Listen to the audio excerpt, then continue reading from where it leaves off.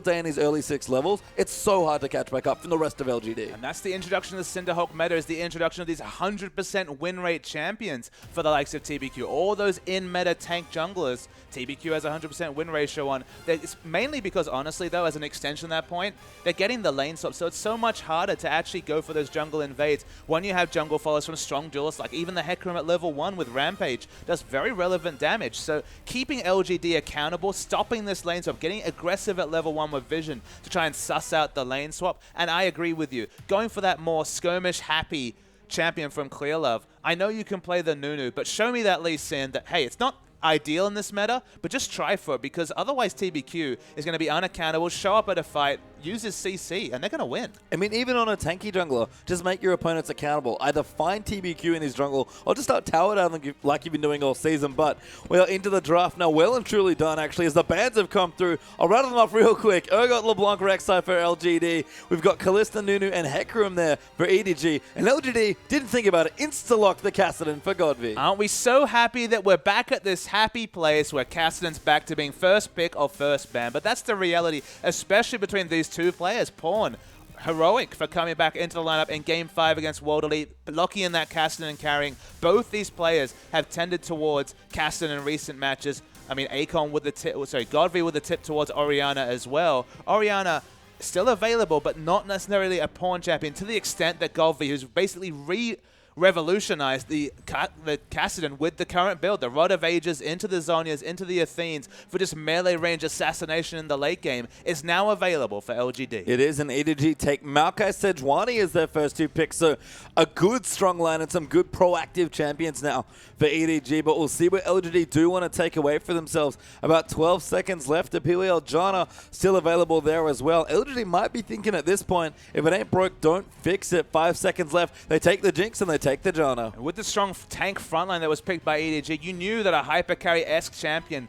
was going to come out of EDG. Forcing Deft onto the likes of Sivir would be a big damage loss, given that you have so much setup CC for the likes of the AoE crits coming through from the rocket launcher Jinx. So yeah, keep denying away the Jinx, and I think that's a smart move, because now Deft again wants to pick something with high damage, but probably doesn't know where to go to. I mean, LGD at this point are almost priced into a lane swap, because you have to know at this stage that Mako's going to take his Annie if you leave it for him this late in the draft. There's the Corki, there's the Annie. EDG switch gears. It's the return to 5.2 meta with the Corki Annie, and the Annie in particular has been such a premium pick coming through from Mako. Been banned 8 games in a row, 9 games in a row, I believe, after the last one. Finally left open. So aggressive is Mako with this champion. And look, you go for a lane swap LGD, you're leaving Mako to be unaccounted for when he's the king of level 1 roams with the Disintegrate. Yeah, I mean, he's been so good on the champion. Finally gets unbanned for himself here as Imp takes away Nah. That'll go to Acorn, and Gragas is picked up late for TBQ. Another disengage option. You see Sejuani, one of the best answers is Gragas, just because, again, Glacial Prison, ranged AoE initiate, explosive cast, ranged disengage tool, so it's very similar. It deals with us between Sejuani and Gragas. LGD should decide when these fights start, at least when it comes to the defensive utility. Offensively, it's a bit of a Gnar initiate comp, which isn't ideal, but we reach the late game. Wow. They have a lot of disengage and a lot of damage. Well, we knew that Pawn had an answer to the Kassadin, and he goes back to Jace, a very, very World Championships 2014 Pawn champion here. I mean, he knew what he left open. We thought about Pawn. He does like to have savvy counterpicks, and he's gone straight back to an old favorite. You got poke pastry time, Jace and Corki, mixed damage poke coming through. This is a siege comp that they're looking to threaten with the likes of Maokai. They've got excellent dive with it, but Kassadin against Jace, it's going to be a good laning matchup for the Jace, but there's a lot of downside in the late game, because there's 3 tanks and a very squishy center between Jace and Corki. Well, I have to ask you, Papa Smithy, how much time do you give EDG to win this game? Because it is on a timer. But I mean, this is the Corki comp that they've rotated with. So a Corki Annie. We're talking about excellent rotational play. Maybe you can get that Kassadin on the back foot very early with the Annie roam. But you look at these champions, I agree with you.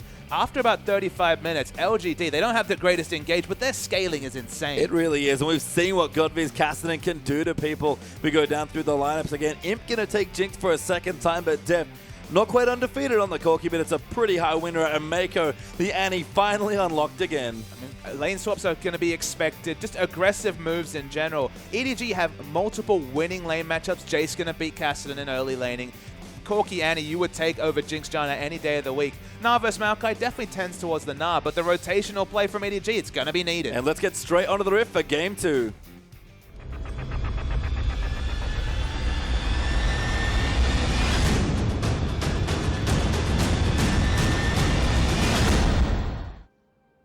And welcome back onto the riff for the second game in our grand final between LGD and EDG. LGD currently up a game against EDG here, but EDG, they're looking to fight back and equalize to make it a best of 3, and they have quite the mid-game comp to do it with. And it's EDG trying to set the clocks back to patch 5.2, patch 5.4, with this rotational turret taking Trinity Force Corki-based comp. Big issue is that we're in the Cinderhulk meta. At some point, TBQ, you can't kill him if you're Corki. There's just no way to get through. Just the healing from the Drunken Rage and the expected 4,000 health or so coming through. Between the Happy Hour passive and the damage reduction on Drunky Rage, you're really going to have a hard time killing TBQ. And let me tell you, Corki cannot kill a Cassidy. No, not a tank buster is that Corki. It's win early and win often here for EDG's comp, even despite the tanks in the top half of the map, with Clearlove actually having a bit of a meeting there with TBQ's Gragas. There's other points to worry about. You mentioned the fact that Pawn's on something different. We actually haven't seen the Jace since he lost lane quite spectacular against rookies Yasuo, you'll remember,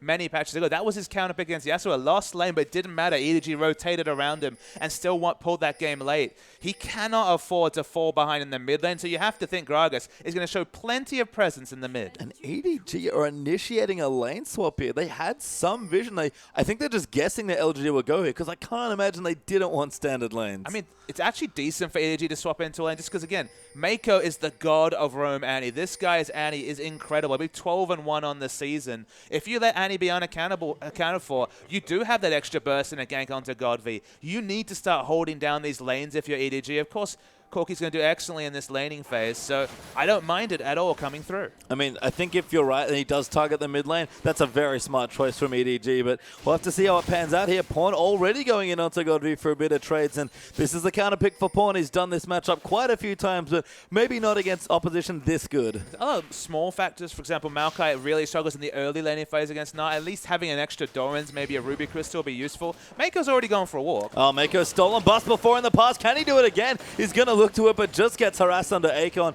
Collects a bit of gold from his Spell Thief, sir. But he needs to be careful. He does, actually. They're going to go back in. Mako level 1. Maybe a little too much now. Level 2 for TBQ. Slowly they're coming through for both the Qs. He will flash away, and Mako, that was a bit too aggressive. Exactly. Just walked around a cove where he didn't have vision on the Annie and got punished for it. Now with Flash not available, suddenly it's a possible gank target. Suddenly the roam to mid lane is muted because you don't have that Tibbers for ranged initiate till much later in the laning phase. So that's 4 or 5 minutes of Godv being able to overextend a bit more for farm and not punish this mid lane Cassidy. With how aggressively Pawn's pushing in, it's probably not the best looking gank anyway, as Korra and Clearlove going to try and take away the red buff. Will do so successfully. I don't know why they're trying. It's pretty easy at this point when you're double jungling.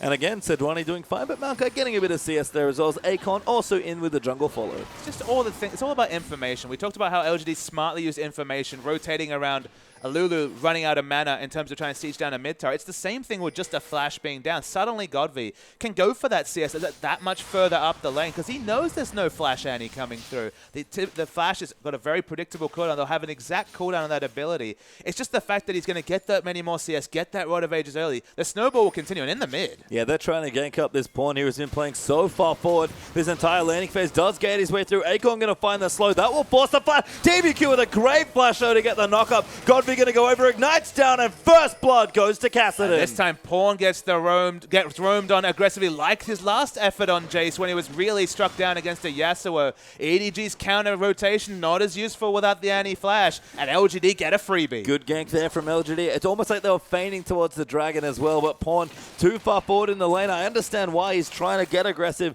in the counter matchup, but pays for it dearly. And this is just the thing about Pawn. He's a wonderful mid lane. He's put in multiple carry performances against all sorts of odds, even out of game stuff like his health condition.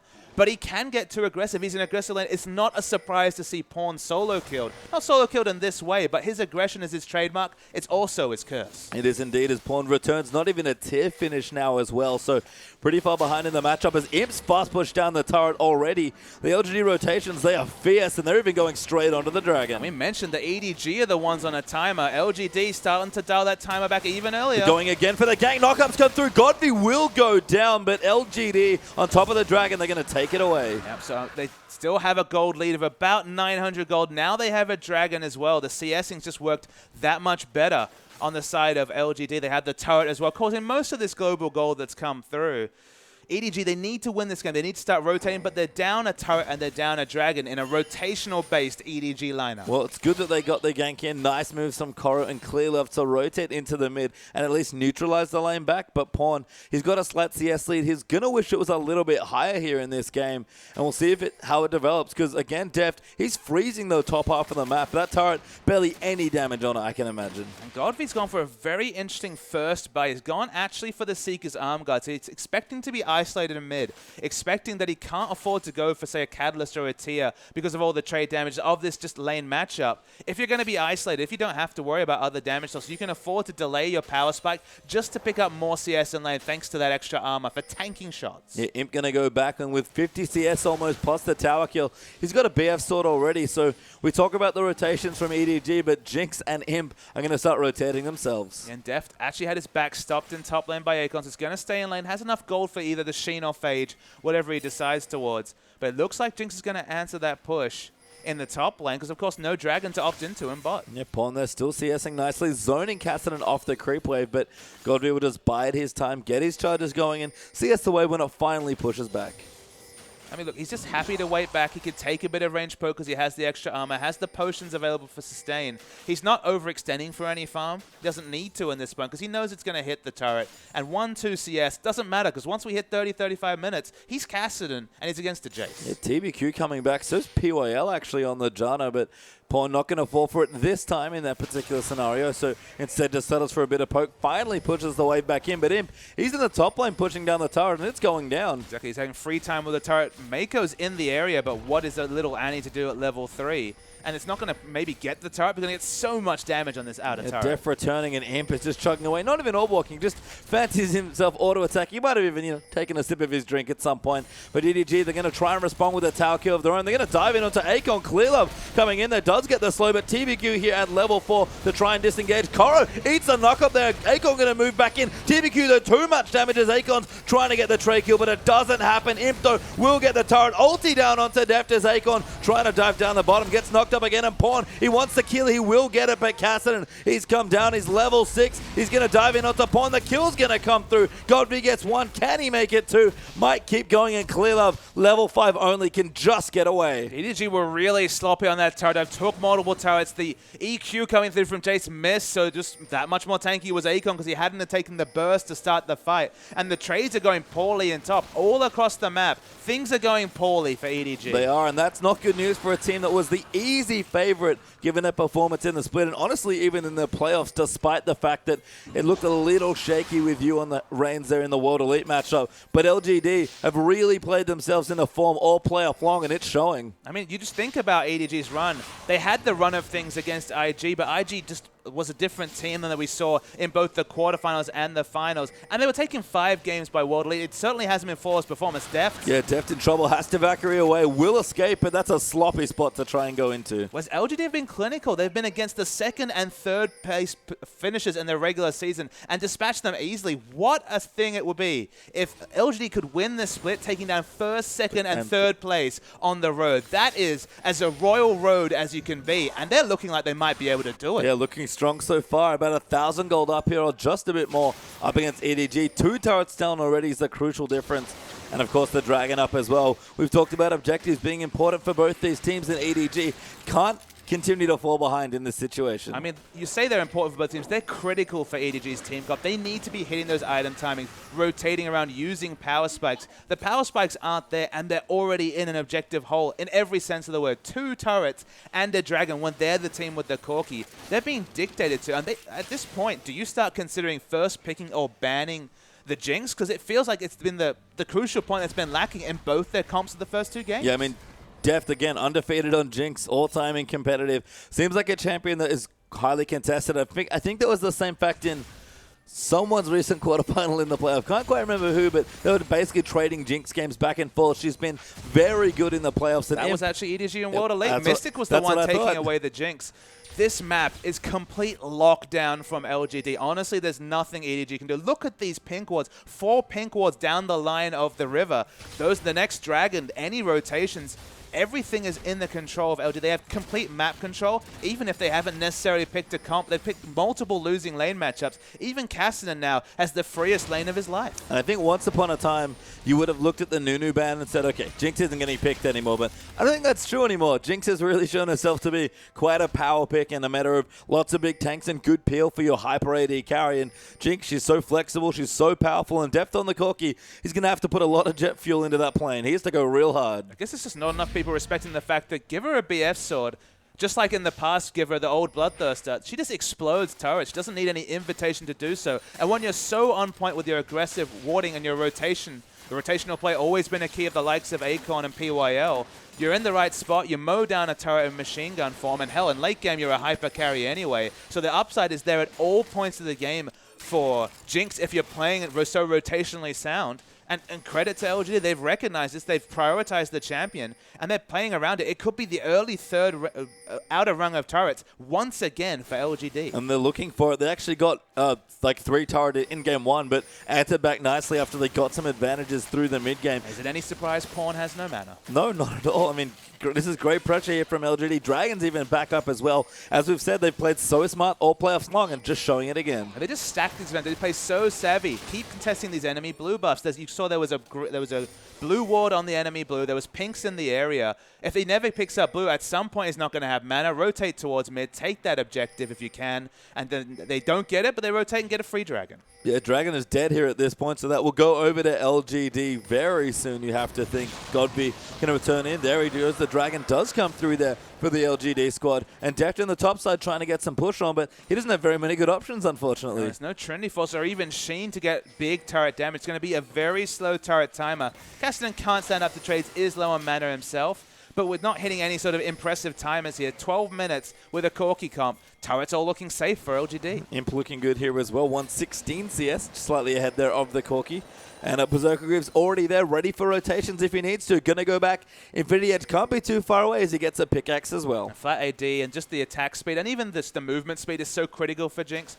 She gets a lot of power getting out of getting the early Berserker Greaves, not for the same reason as someone like Twitch or Kalista that have the on-hit damage effects, like the Rend, like the Expunge, but mostly for just getting that last rocket, being able to orb walk aggressively, because you lose a lot of attack speed. You just want to be in actual attack range of hitting that last rocket to get the kills, to get excited, because then again, from there, the second, the third, the fourth, we saw it last game, those kills start rolling in. Oh, Pawn in trouble. Acorn actually teleporting. Nope. Pawn fine. Apparently Acorn trying to catch Koro, it seems, just got well and truly out of position with no turret to back to. It's a long walk back to his tier 2. Can he twist it advance away? No good ult there. The TBQ will go on to Acorn, but that's about all he can hope for. Gets bounced on, flashes nicely over the wall. Clear Love, though, can't save him, and Imp snipes him with an ulti. Really impressed with the Gragas mechanics. That was a pinpoint explosive cast to bounce him back into the team. We expect the Death Rocket mechanics from him. Very big. TBQ cut out of position, knocked up there. Good double ulti. Akon going to be the pick next as well. W comes over, Ignite comes in as Death flashes so aggressively for the kill. Does pick it up, and that's a nice 2-for-1. It doesn't quite have his usual item timing, but does get the burst trades in. 1-0-1 now is Death. They really want to punish Jinx for overextending, but critically get that first turret. And Imp, yeah, they do get the turret in top lane. Imp was working on mid, but he couldn't get it. EDG going to turn on the counter push here, and between the Corki and the Jace, they push turrets quickly. Yeah, spring into life super fast. It gives Cassinan free farm, but they'll take it as a swap for a second outer objective. Make those turrets score all even, and they're actually ahead in gold after they take this objective. Yes, 1,000 gold ahead after what was such a slow early game. It was, and we've seen EDG do this before. Get behind slightly, play these maybe passive or just make some small mistakes in the early game, but their biggest pressure with this comp especially has always been the mid game, and let's be real, they have to beat Cassinan in this Rod of Ages timer. Exactly, they don't have the luxury of moving this into the late game. They really need to take it during the 10-minute charge time of the Rod of Ages. Rod of Ages is going to be picked up very soon, sitting on about 550 gold. It's about 200 gold away from the Rod of Ages. Add 10 minutes to that timer, and that's when EDG need a big advantage. Whether it's Baron, whether it's breaking the base, they need to get the game rolling by that point, or Kassadin, level 11, moving towards level 16, is going to be a super huge threat. And Point thankfully stole away LGD's blue, so the steal that Godby just got on EDG's blue won't feel nearly as bad this game, but Mako rotating around, he's got his distortion boots with the Moby, the Makako Tabe special from many years ago. Trinity Force is done for Def. Pawn's working on his next few items. For me, this comp for EG caps at Jace's big 3 items. Brutalizer, Last Wisdom, Animuno. When that happens, they need to hit the ground running. And EDG's big problem at this point, they've got double Sightstone, but they've got no ward coverage whatsoever. How can they make the aggressive rotations that the likes of Corki with Trinity Force and Sejuani and Annie need to do if they don't have the wards to open them up? This enemy side of the jungle is super scary. It's completely dark for EDG, so they cannot play their rotational game till they start multiple men invading for vision, clear out these pink wards, but crucially, get their own aggressive red wards in, because so far the only aggressive red wards are around the blue side jungle of LGD, and they don't have any objectives to fight around there just yet. Yeah, you can see the vision toggled there. Absolute darkness for EDG as they'll find a pink ward and be able to take it away. Godby actually might be waiting. No, just in the bottom side of the map, but Deft will come in to clear out the rest of the minions. Infinity Edge done now for Imp. Godby's got that timer ticking now with the Rod of Ages completed in. There's the Hexdringer and some health there for Akon in the top lane. It's honestly crazy that at, 16 minutes into the game, Kassadin can just sit happily in bottom, wait for Corki to push up this lane and wave clear. They haven't created or engineered any pressure to be able to actually get a pick around the area. Finally, Mega's got some smart wards, but Kassadin in general is just looking to trade farm with Corki because he knows he's going to win that trade. EDG are playing so patient with these pushes. They don't have any vision. That's the problem. They're afraid to push out past the river because they don't know who might be ganking them. Exactly. I mean, that's a very valid scaredness at this point when you look at the fact that there's 2 people in the pocket of Kassadin. Yeah, I mean, people ready to go, but we'll back away there from the bottom side as PYL and TBQ will get out of the bottom side of the map. Deflo has to counter push the wave back in. That's going to open up vision around the dragon once again for LGD. And as we look down, actually, very sparse warding there around the river area. And LGD, if they can get this third dragon, that gives them so much momentum moving in towards their 25-minute timer. Yeah, LGD had about 8 to 9 minutes of lockdown vision around that area. Crucially, only got 1 dragon from it. Already had the first dragon in their pockets. The third dragon, as you mentioned, with a rotational-based comp like EDG's that uses things like the Jace E to move around, that needs to take turrets and abuse their excellent engage options from the likes of Clearlove on Sejuani and the Annie coming out of Mako. The extra movement speed makes you that more likely to step out of the range of the Tibbers, of being able to disengage from the Glacial Prison. Movement speed is a really core statistic in League of Legends. It's so hard to itemize for, so that's why the 5% is one of the most contested 4 objectives in the game. EDG, though, smartly getting their vision down finally as they've got a couple wards in. Godby, I was going to say caught out, but it's quite hard to catch a Kassadin, and will pretty safely take the ward out for himself. Clear the ward. There's an extra ward put down, so that's 1 less ward in the inventory there from Mako. They're trying to get the lockdown and get their first answering dragon. What will be the cost if LGD look to not opt into this dragon, though? Because they're only going to trade objectives. They're never going to give away a free one. No, EDG going to take away the turret in the bottom side before the dragon, or at least try to, but LGD going to get vision in the top side of the map. Deft pushing in, but maybe shouldn't do it solo as Koro. With the Righteous Glory, he's ready to initiate a teamfight if they want to start it.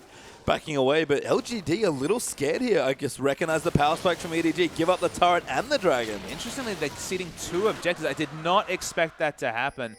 I guess with the neutral warding, they didn't feel like they had the extra vision on the likes of Annie or Clearlove when it comes to initiate. And losing 2 objectives, that's such a big snowball towards EDG. Big poke there into PYL as well by Pawn, and they might just keep pushing here. That's 3 outers down. Might try and push in for a 4th turret or get some vision down that they've been lacking almost all game long. I mean, there's so many engaged threats here for EDG, and it's LGD this time. They have to play on the defensive. I mean, to equalize things, think about the inventories here. Kassadin has Rod of Ages looking for scaling damage.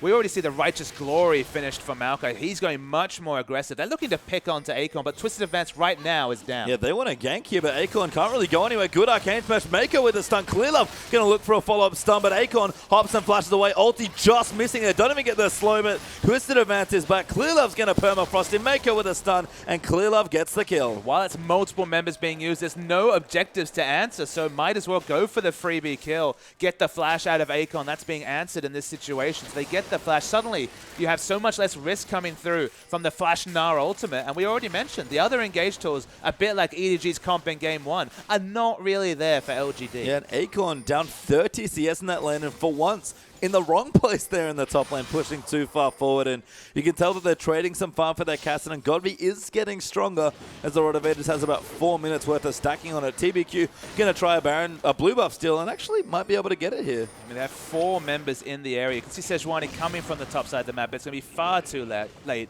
Godby picks that up. The stacking's at 4 minutes. We mentioned the next 6 minutes. The first 4 minutes of that Rod of Ages timer has been very good to EDG. They need to continue to stack objectives, though, in the next 6. I mean, you can tell why LGD have been respecting all the power of EDG. They've been so scared to contest it. They're freely giving away objectives. Akon actually got himself killed as a result, but LGD, they know that if they can hold on, even though it's 3,000 gold up right now for EDG, if this lead stays as it is, stays effectively neutral for 5 to 10 more minutes, their late game scaling will start to take over. And look, it's not a guarantee in the late game because there is some lockdown CC that can be used specifically on the Kassadin to try and burst him down. Corki definitely struggles in killing someone like Kassadin who has the Riftlock for reposition, so you miss a lot of your AoE spells. Just is going to have a large health pool from the Rod of Ages and the Stasis opportunity. But there is Annie and Sejuani lockdown CC, and with that Mura mana, actually about 150 mana away from transforming, the single target damage from the hyperdrive coming through from Jace is actually something to be respected. Trying to steal the red buff there is in, but doesn't get it, just pokes Deft in the face there with a big old rocket. EDG will return to their mid lane, but good wave clear here with Pawn, especially who's sort of hit his stride as far as mid-game build goes, just needs the transform that you mentioned. Aegis dump for clear love now is on. EDG starting to put the foot on the pedal a little bit more, and I like that you mentioned the Maokai, just even as a little thing. Maokai against Kassadin, much like LeBlanc, seems like a very smart pick for EDG. Exactly, the Twisted Advance, it's targeted. Even if the Rift Walk comes through, will still end up CCing that target. Still very tricky to burst down a 10-stack Rod of Ages Kassadin. Ult used defensively. They really don't want to seed this turret. Good rotation from EDG, but they're going to get good damage onto the turret. It's actually 4v5 or 4v4. Godby's in the bottom side, but Clearlove's in the mid pushing, and Kassadin, he will not stop, and Koro does not have his teleport. And the poke is super intense from the likes of Jason Corki. Mixed damage, high damage poke, especially when the big one is available. Sejuani prepping the minion wave in mid. LGD understand they're going to at least, at minimum, lose this first outer turret. Don't want to leave themselves in a position to lose 2. No, Koro's already back. That's smart stuff. Maokai can probably handle Kassadin at this point. Godby doing work on the turret, but will not claim it, and Clearlove wants a kill so bad. He's going to try going out to PYL. Gets both there. Mako flashes forward. That's one kill instantly. Def going in, looking for the next. The Chompers may just save the rest of his team, and PYL the only casualty. They get the first pick. Still 2 minutes to Dragon. Baron not a realistic objective. EDG, no real need to stop the siege. Pawn still got blue buff. They could keep sieging, but no, they back away. Do not tell EDG that Baron is not a realistic objective. This team, more than any other, has done so many sub-25-minute Barons. And they have a lot of Baron vision. They have not cleared away the one blue buff, so it is the blue wards. It is going to be expected. That's a lot of Baron damage. Maokai's going to react second, though. This is really, really risky for EDG, but Koro might have caught out Akon.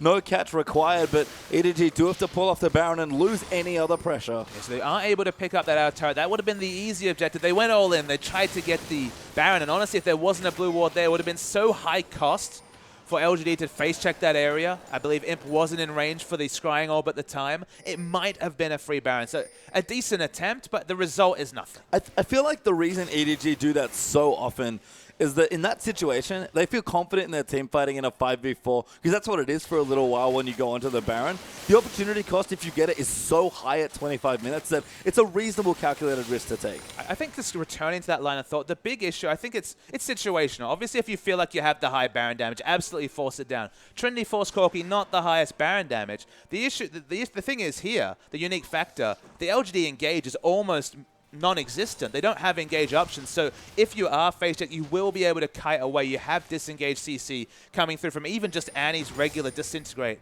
and her passive, so able to back away. So again, you try and force it down, you don't get it, you don't lose anything. There was no big objectives on the map that could be answered, so why not go for the Baron? You get it? Fantastic, 22-minute Baron. How's the enemy going to deal with that? You don't get it, at least you don't get punished with death. Yeah, 3,500 gold up now for EDG, although now only 3,000 as Imp takes away a turret almost solo there. See a QSS done for Jace as well. Dragon back up in 5 seconds. Scuttle Crab will go to Imp actually, so that credit will go over to LGD, but Koro looking for a flank just on the right-hand side there. EDG, they really want to fight. Yeah, both Koro and Godby thinking about different types of flanks, because look at this. Zhonya's is completed. Only about a minute left till 10-stack Rod of Ages.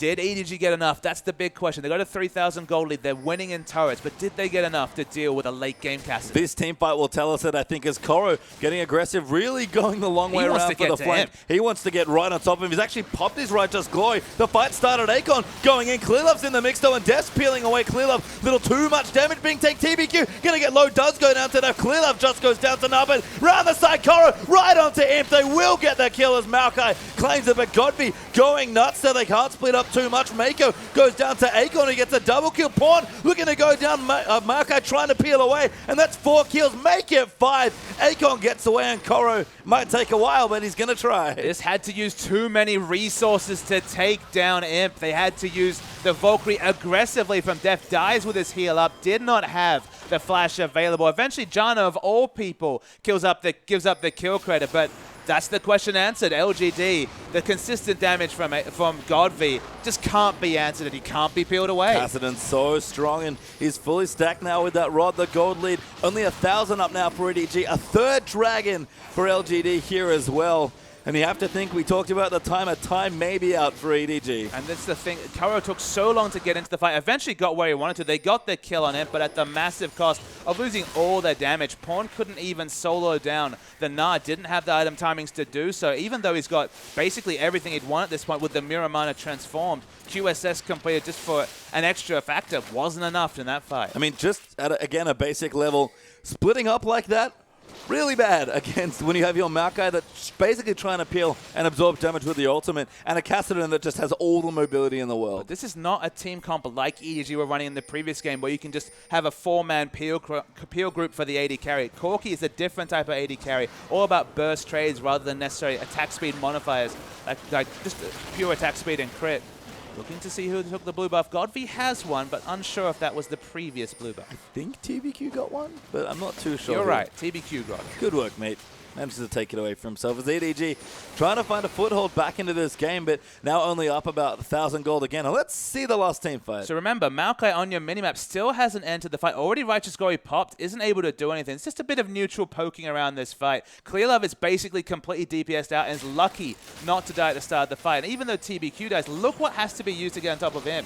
They have to use all their resources, and they open themselves up to Godby, who just has the consistent damage for days. Was able to flash and riftwalk at that point. Pawn does damage, but not in an unorganized fight like this. He definitely prefers to be fighting out in the open and poking around. And even though it's 3 low health members, Koro just doesn't have the damage. No Rod of Ages or AP to be able to do damage to any of these members, and they kite him around for days. Godby's flank there was exceptional on the Kassadin, and just rewatching that fight, you can see on the left-hand side, it's the big tank Maokai that tries to get away with the Kassadin, and the Kassadin with all the squishies at his feet. And this is the fact that Koro took so long to get to the backside, was waiting for his time. There wasn't a clear one. Then Righteous Glory was already used before he was able to use it for engage.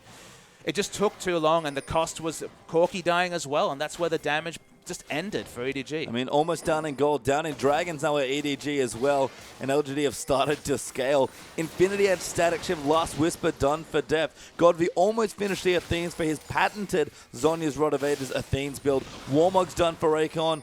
Aegis done for TBQ along with the Cinderhawk, plus a Sightstone and some extra health as well. The items are fine on both sides, but the fact that LGD right now are equal on gold with EDG, know where EDG's comp wants to sit. Yeah, the big items are hit, the damage is off the charts, the 3 big damage items coming through from the Jinx, and the armor's not there. Just see the Frozen Heart completed, just a Glacial Shroud from Clearlove. They put in so much effort because their comp is all about deleting Imp and then dealing with magic damage. Deleting Imp is going to get harder and harder. His flash will be available soon, and he's just going to be safe behind the tanky members like TBQ and PYL. And Clearlove fishing for an ulti, but can't find one. EDG back on the offensive with Imp move towards the top side. Good poke there onto the Kassadin, but at this point it's just ward clearing duty, and LGD feels safe enough that they can split people up for farm. Okay, now Imp's coming back as EDG trying to take another turret. TBQ gets forced out of his jungle, but it's a small window for EDG. Yeah, they're just tanking up this turret, trade tanking to get as much turret damage as possible before the multiple members come out. With the Bloodthirst, they have very good poke damage. Teleport comes in. Good ulti there. Akon actually coming in. Korra gonna follow in as well, and that might just neutralize the fighter as EDG have already backed away. Surprisingly neutral teleports coming through. Nobody gets anything out of it. EDG obviously strongest as a 5 5-man poke group under enemy turrets. Engage options from LGD at a premium, but it's all about the flank. And now with teleports being equalized, flanking's that much harder. And that's the advantage that EDG have, is the turrets that they've got up and the siege in their composition, but it's starting to fall away as the rest of LGD tank up. And maybe talk about a new timer here, Baba Smithy. I think that Athene's from Cassidy means that EDG has run out of options. I mean, level 16 and Athene's, that's the big thing for Cassidy, because you know what's going to happen then? He's going to have 40% CDR. He's going to stand out of vision, stack up his Rift Walk, and flash kill someone instantly and go into stasis. So they don't necessarily have engage, but it'll get to the point where Golvi has one-shot potential on Deft, and Deft has to choose, do I start building towards a Banshee Veil or do I go for damage? And given previous team fights, if you're not poking, you need a lot more damage here if you're Deft. I mean, even with Zhonya's and a 90% slow on Force Pulse, it might as well be engaged with the Cassidy.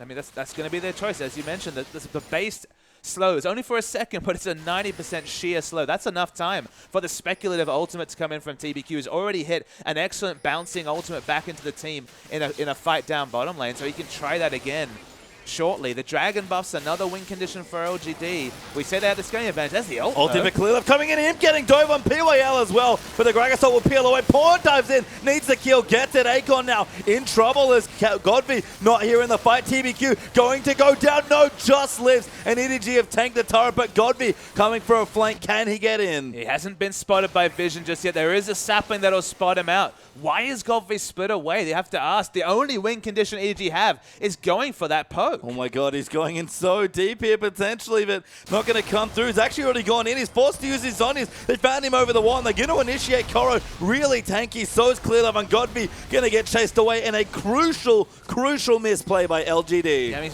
big misplay from Godby. He wasn't called to mid, so wasn't there. Doesn't have a lot of AoE wave clear, but the only thing EDG are good at with this team comp is poking.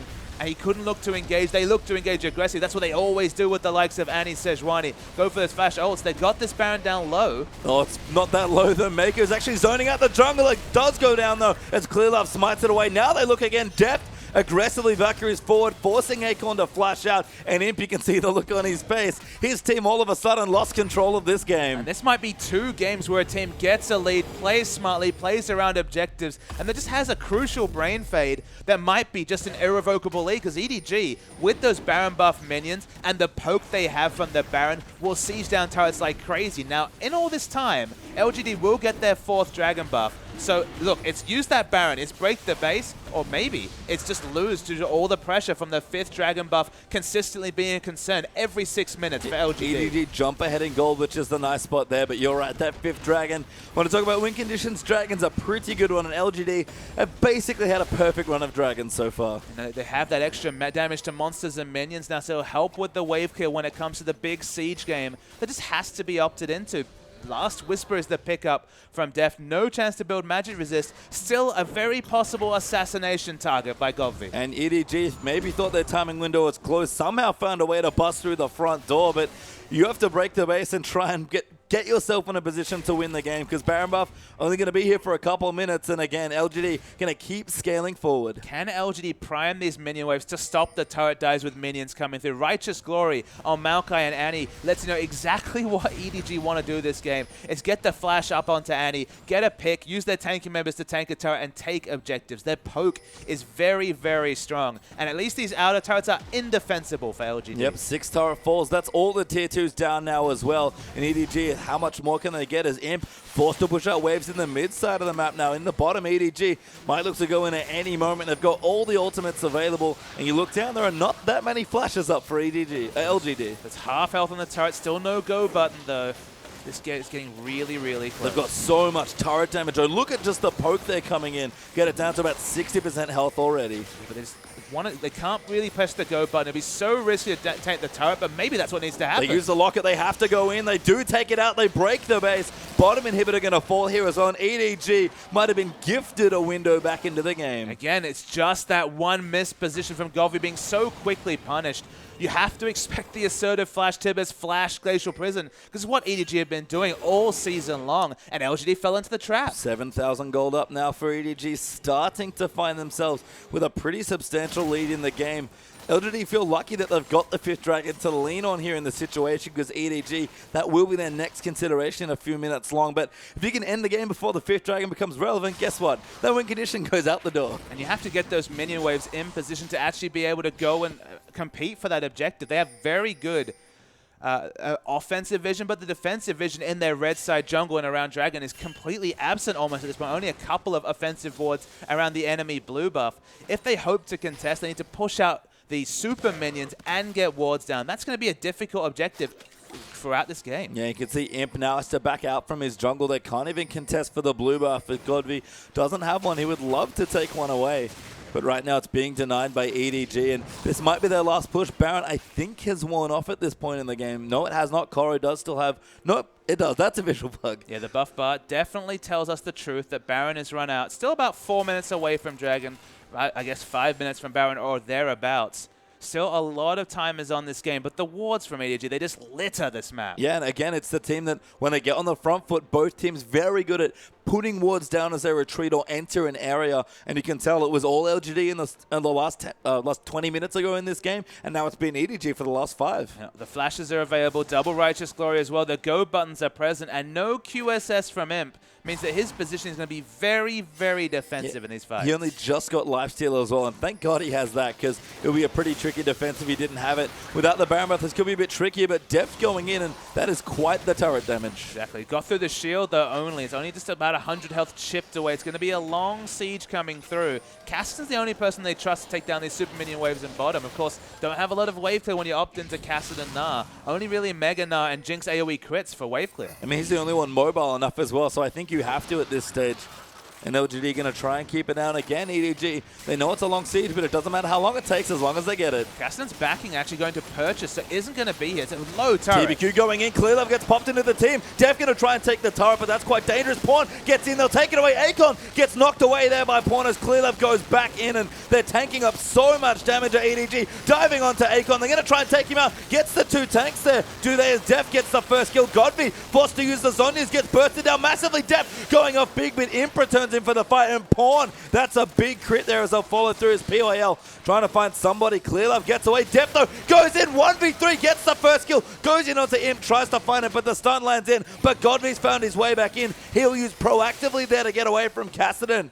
And risky for EDG, but they get the inhib. It's so close between these two teams. All flashes down, all aggression used. Aggression is the name of the game for Deft on this Corki. Always knows how to judge damage to a T. They get the pick, but crucially, they don't take down this top inhibitor, and bot inhibitor is respawning soon. Pawn's sort of baiting them, I think. He's buying a bit more time because he knows Dragon's back in a minute, Baron back in a minute 25. These are key objectives for both sides here, and especially LGD. If they can get to this Dragon and take their 5th, the game might turn around once again. Exactly. They don't have vision around the area, but they're going to start getting it now. They finally have that defensive vision around their Raptors and red buff, pushing vision towards the Dragon.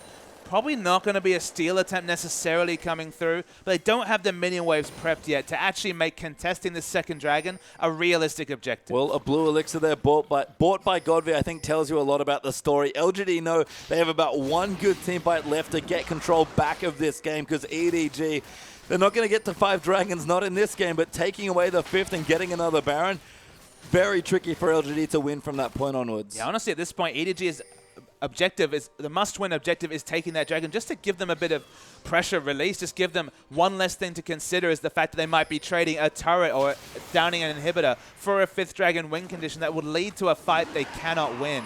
LGD definitely looking to position for this Dragon though. Dragon's back up, and again, LGD, they do have plenty of fight left in their team comp as well. Look Massive poke by Pawn though. Might dissuade them in EDG. They don't want to take the Dragon, they just want to make sure LGD don't get it. Look at this flank though. Oh my god, Koro going into the backline. They're diving in deep. Godby trying to find a way in, but PYL goes in. Massive ulti lands onto him. That's 2 dead. Make it 3 as TBQs falls down as well. And EDG bait them in for that 5th Dragon and take 3 clean kills. What a flank coming through from Koro. It was insane right around the back of the team fight, getting everybody riff walking in. It looked like Def does damage in about 300 range as Corki, unloading onto the Jinx, not able to get away. No QSS, 4 damage items. don't do a lot of damage when you're dead. Super Creep's already here. Bottom inhibitor falls back down. Nexus turret will go down, and EDG will equalize the match. Godby dives in, but he gets obliterated as he dives into the team. Turret will fall. Nexus will join them soon. Acorn trying to fend them off, but it's hopeless at this stage. And from a best of 5, we fought to a best of 3 as EDG take game 2. And EDG show what's old is new. They bring back their 5.2 meta, but they execute it so well.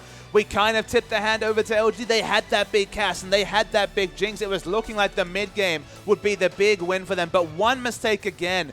What a game series this is when it's only the smallest of mistakes that are taken down. You can see Imp is a bit crestfallen on your screen because that game was in the palm of their hands with the scaling they had, and EDG stole it away. Yeah, the team that's looked very proactive at the early part of the season especially found a way back in. And I have to say, that's 2 games and 2 massive Sejuani ultimates, and that's what's been the deciding factor. Sejuani and Annie, that's the duo that they had this game. They didn't even need the Sejuani for the starter parts of the season, but Mako's Annie has been respected for so long. 9 bans in a row left open, and it was the go button they needed. Yeah, it wasn't banned for the 10th game, and look what happens as EDG equalize it now. And as we return from our break, we'll go back between LGD and EDG to now a best of 3.